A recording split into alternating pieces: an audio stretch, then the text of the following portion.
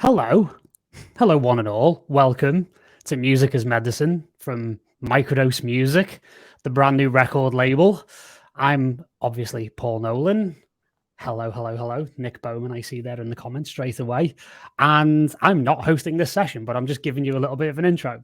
So basically, there's myself, co-founder of Microdose Music, my dear co-founder to my right here, Richard Scaife, and also hosting and asking the questions is Mr. Matthew Junhu from the stellar Mind Bend podcast. Hello, Matthew.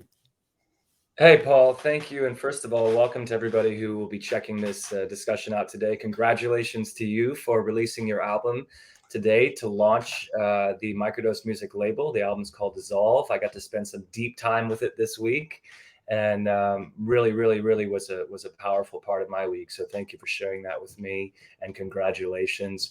Richard and Paul, both congratulations on the start of the label. I've been excited about this concept since Paul mentioned it. Boy, he dropped the seeds a little while back, and this has been on the horizon for some time. I think this opportunity is really special, and we're going to get into today for the audience and for everybody interested exactly what this Microdose Music label means, where it's coming from, where it's going, and what differentiates it from other label or music conglomerate efforts that have come before it. Fantastic. Looking forward to it. Yeah.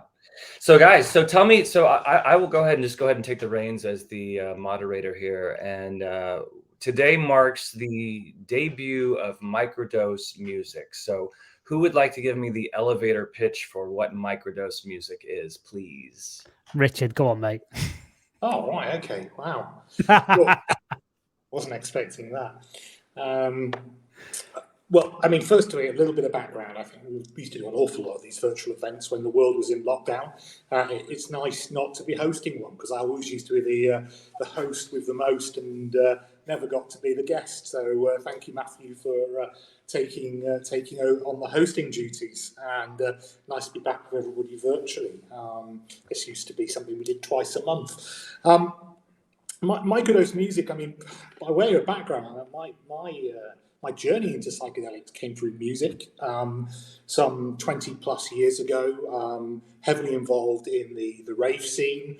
And I think we'll touch on some of it later on, but just, the way that I saw communities being brought together, this could be groups of people who were rivals through religion, were rivals through football. These were people who sometimes were racist, were homophobic. And we saw complete changes in society's behavior towards one another through music, and through quite possibly some of the things that people were indulging in while they were listening to this music. So it was an incredible time to experience electronic music in the late 90s and the early noughties. And really, Microdose Music has taken that sort of musical sound, which is associated with therapy and meditation and relaxation, and built it into a label. And of course, there's been many artists who brought out incredible pieces of work to be used in psychedelic therapy settings, but no organisation that we're aware of has sort of put together a dedicated label which just solely focuses on that genre and expanding that genre. And so we tip our hat to the people who've gone before us in terms of their work that they've done, and I know we've got some of the people who've been involved in that process talking a little bit later on today's programming. So yeah, for us, with what we do at Microdose, putting on these big events, talking to an ever-increasing community. When I was introduced to Paul, and Paul, I'm sure, can tell you more about the story, and I'll shut up. But we just thought it was a really great meeting of minds, for us to take a sort of a steer on what we think is going to be a really valuable part of the sort of the psychedelic ecosystem. Thank you very much, Richard. You want to add to that, Paul? Yeah. So as Richard kind of, insinuated that, these compounds and these amazing molecules that have such potential to transform individuals and societies en masse, there's one thing that is in common with all of them. They all kind of need a soundtrack. And that was very much at the heart of the discussions when I met Richard through a dear friend of both of ours, Tristan Hunt, last year after I attended the IMS conference in Ibiza. He put us together, and then very quickly, me and Richard clicked and realized that there was not only a gap in the market, so to speak, but there was a desperate need for music that is geared towards this kind of use case. And the spirit of wanting to support the psychedelic renaissance and to try and fully lean in and fully support and optimize the opportunity that we have, that was maybe, it came once before in the 1960s, and we didn't quite grasp the metal back then, shall we say. Very much now it feels like a very different reality. And the number one thing that we've heard from people, whether it was at Wonderland last year or talking to frontline therapists, people we know in the field involved in the clinical trials, is that the number one thing that is required is a musical soundtrack in order to give the narrative of a healing journey, of a therapeutic experience. So, the number one thing I heard at Wonderland from those therapists last year was, Paul, we're not DJs, we're therapists. And the attitude from Richard, myself, and Nick, our other co-founder, who unfortunately can't be here tonight, literally was, don't worry about that, let us take care of it. Because, I find myself personally in a very interesting situation as an audio engineer, a sound designer, a producer, a coach, a mentor, but also as a qualified sound therapist and someone who has benefited tremendously from having my own journey with psychedelics over the last 6.5 to 7 years.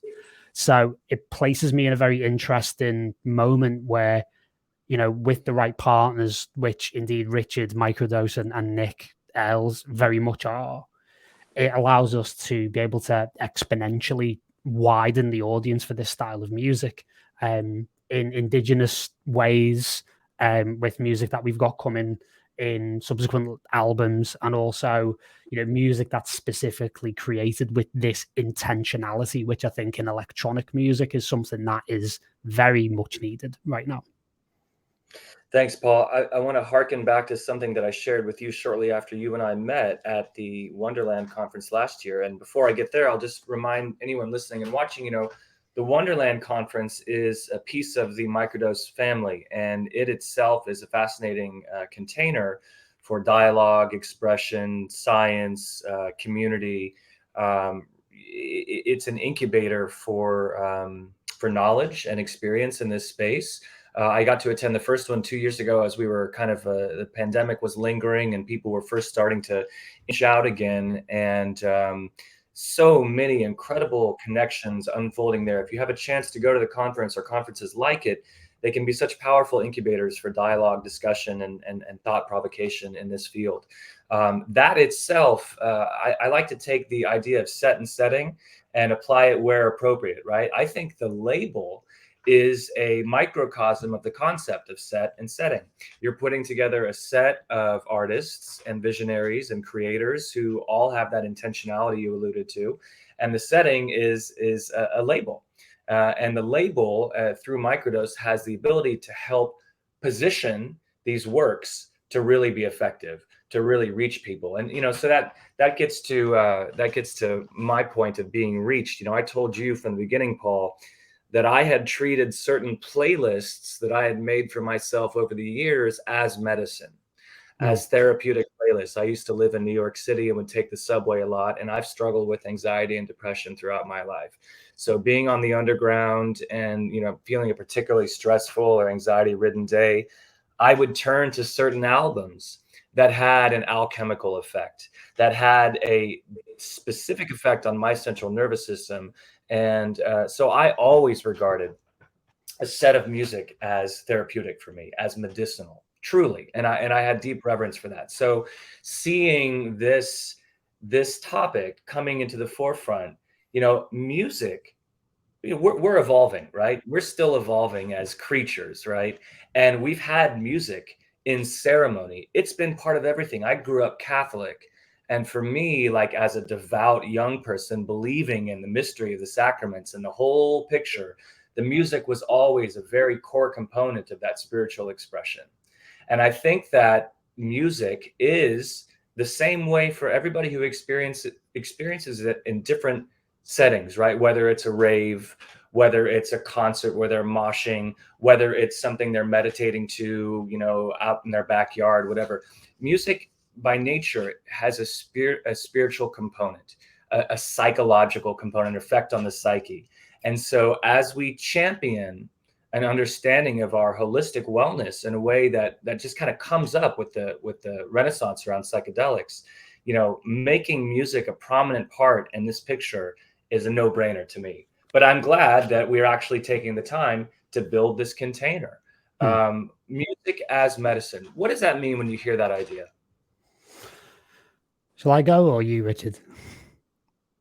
No, I mean it's absolutely correct. I mean, I was going to remark. You look at some of the brain imaging work that's been done, where people hear pieces of music which are highly pertinent and connected to them, and it's there. It can be seen that the effect on the mind with certain music scores. You know, I have pieces of music now which, you know, can bring me, if I'm in a completely normal state of mind, can alter me and bring me to a point of extreme happiness, or, you know, or a very sort of reflective. And if I was already very happy, they would take me to an insane level.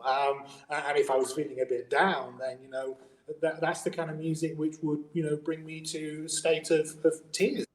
You know, that I think that is the power of music, and it's really important that we get sound design and music right for the therapeutic setting. I know some of the things we'll touch on later is some of the challenges that you can face where you are using pieces of music which potentially appear in a playlist, which have got potentially quite sort of negative effects as well, which was not something you were looking at having during that therapeutic setting.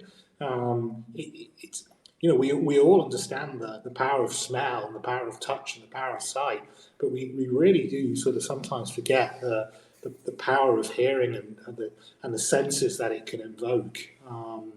So it's really, really important that we get this music into therapy, which is being built for the therapeutic use. Yeah, absolutely concur. Yeah, absolutely concur with Richard. And, you know, going back to some of the elements that he was talking about previously, you know, in terms of the combination of the molecule and the music, if you will, and the setting. You know, the England in the late 1980s was a breeding ground for that kind of thing, because, you know, it's kind of well known that MDMA kind of helped bring some very nasty soccer/football related violence to an end. You know, you read it in books like Matthew Collins' Altered States about how that kind of unfolded and the transformative effect on an entire society in a way. And that is the interesting thing. There's the macro and then there's the micro. Yeah. And for us, and Richard put it really well about the sound design has to be done with a great deal of care and with a great deal of awareness and a great deal of, shall we say, understanding of how sound actually works. And one of the things that, you know, I've been kind of just blown away by over the last 7 years is I kind of walked into my first psychedelic experiences as an audio engineer, as someone who could teach acoustics to undergraduate degree level, someone who could talk about the biology of the human ear and all this three-dimensional, you know, way that sound behaves. And I kind of somewhat arrogantly went into my first psychedelic experiences thinking, I know all there is to know about music and sound. And it turned out, excuse my language, but I knew absolutely fuck all. And it really, the experience, the set, and everything that you've talked about came together in such a way that upgraded my understanding of what sound and music can actually do. And it's a huge thing. And when we kind of combine things, and this is what we're going to talk about in the next panel later on, around the relationship between music, art, and psychedelics, the compound effect of all of them is exponentially risen and exponentially rises. And that is very much, like you say, it's the container that we're looking to create here with Microdose music, which is that music that is designed with, you know, being a little bit trauma informed, an understanding of the psychedelic experience, an understanding of therapeutic potentials, and providing a new map, essentially. You know, both Richard and I come from the electronic music world, which is very much driven by trend and virality, and Richard's getting his boots and cats on straight away as soon as this is over, because it's Friday night in Malta and he's off out on the tiles. And the thing is, you know, a lot of that music is made understandably, like, without that kind of healing intention and without that therapeutic intention. And what we want to do is create music, and Dissolve, my album, is very much an expression of this. But eventually we would like to maybe fold that back onto itself a little bit and maybe re-enter some of this understanding into the dance floor, because anyone who's had a life-changing experience in an electronic music setting, like Richard has over the years, like I did, you know, I went to Cream at its heyday in Liverpool, the Super Club, when it was absolutely in its heyday in 1998. And I had spiritual breakthroughs on that dance floor. And you know about this, Matthew, because we spoke about it on the podcast episode we did. And I have to this day never interacted with MDMA in all of my 43 years on this planet. Like, I've never actually had an experience with a molecule like that, or any other molecule, in an electronic music setting, and it's still completely changed my life forever. I wouldn't be sat here now without it.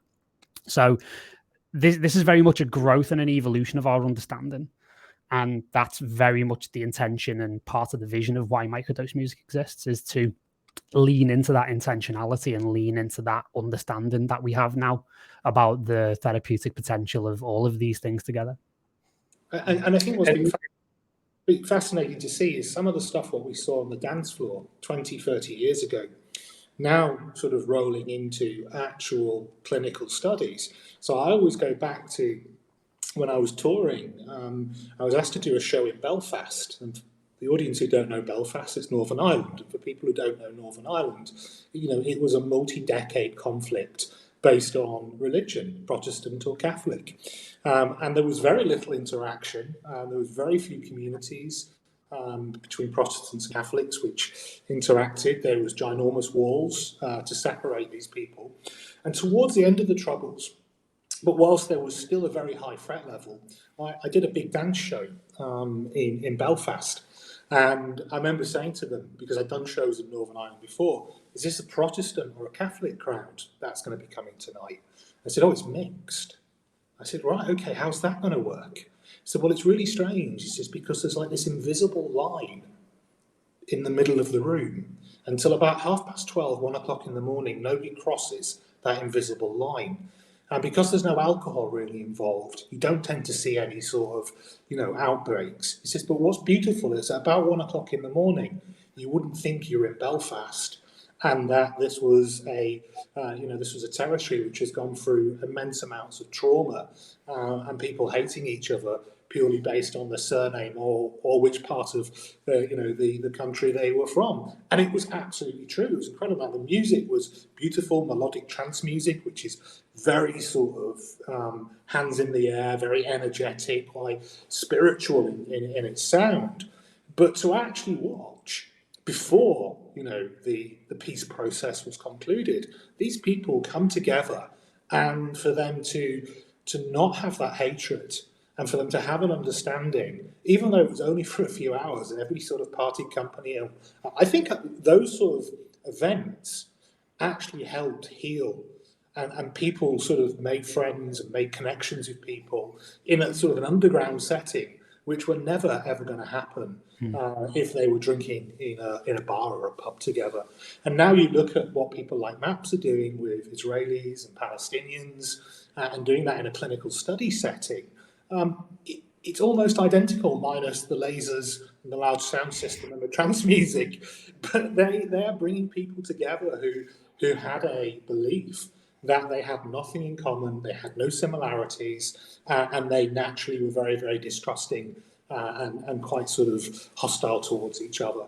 So, that sort of stuff which was happening decades ago in the early rave scene in the United Kingdom, I think it's incredible that, and as Paul touched on with football hooliganism, very much sort of coming to an end because the guys, and it was predominantly guys who were involved in that scene, were introduced to MDMA, and also meant that they stopped fighting with other football clubs, but they also broadened their social horizons. And I knew a lot of people who were involved in that world who you would describe as homophobic and racist and not particularly pleasant. And I knew them because of what you did in the club industry. They used to usually work as security people.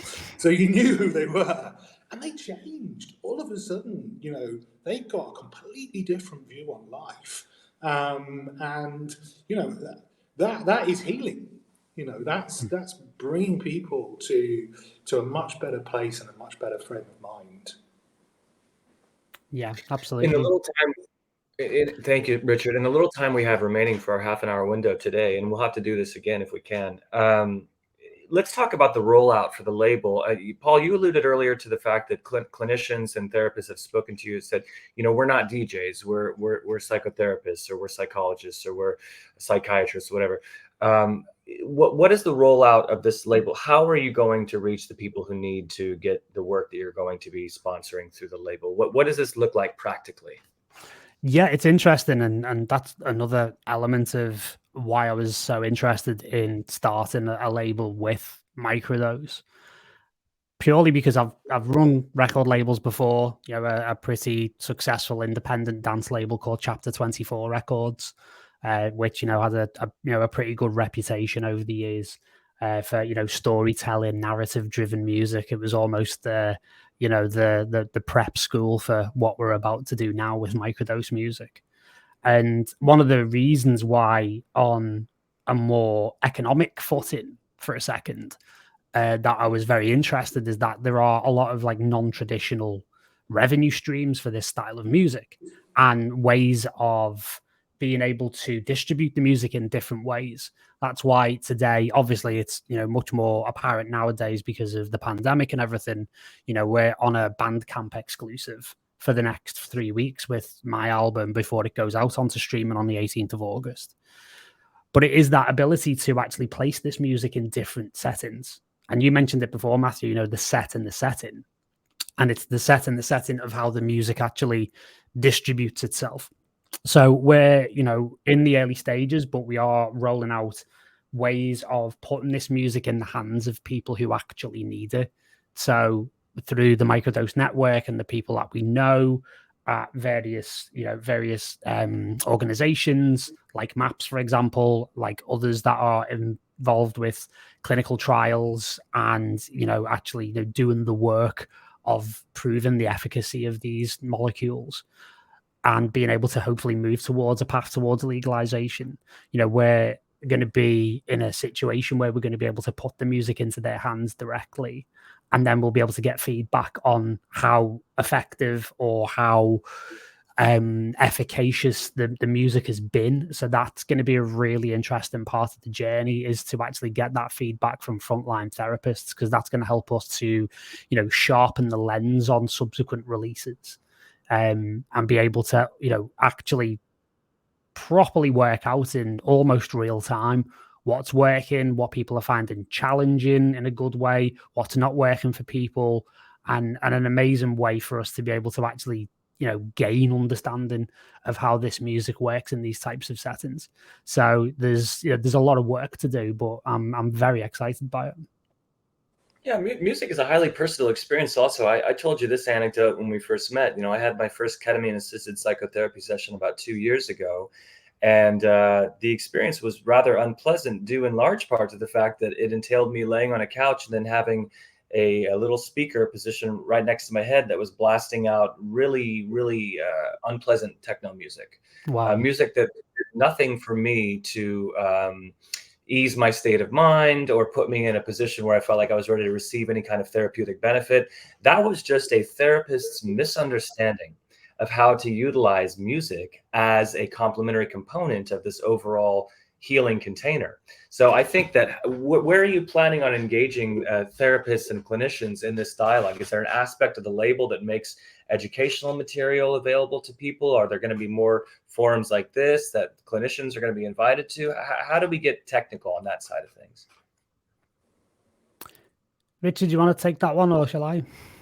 Well, I think that's one of the really unique things that we can do at Microdose. I think if you come at this as purely a music label, you've got to learn and know an entire ecosystem.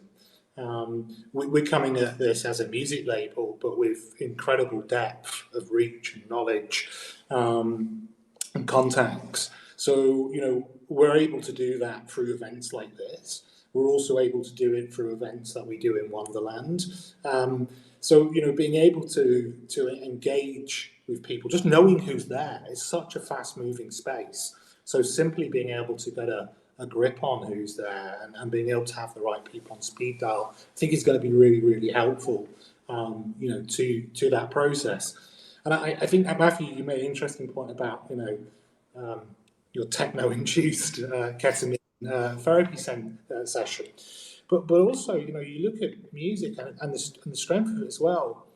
If somebody's picked a piece of music which you have you associate with a horrific film or a horrific experience in your life, the negativity that piece of music can trauma is really, really understated. So I think, and that's part of what we've got to sort of it's this sort of music is almost like a second thought. It's such an important part of this, but because it's really difficult to sort of access this, and there's limited amounts of resources, and having a Spotify playlist with some sort of music which you're going to bump into all sorts of challenges which are not going to be beneficial to the therapy session.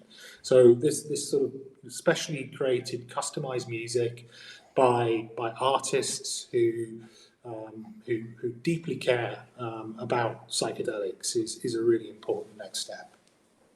Yeah, and that'll kind of close us out here towards the end of this half hour.